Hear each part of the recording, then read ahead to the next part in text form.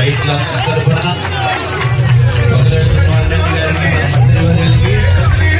చేయడం జరుగుతుంది. అలాగే ఇప్పుడు పోలాప్ చేయడం కూడా చేయడం జరుగుతుంది.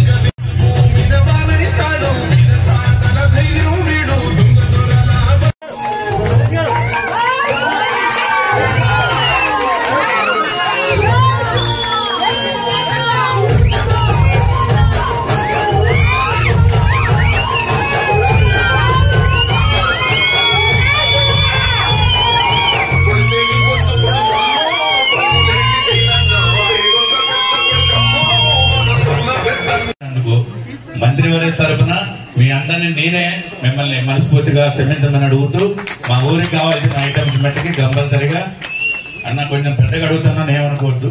నా ఆగారాన్ని మొబైల్ డౌన్ చేయండి.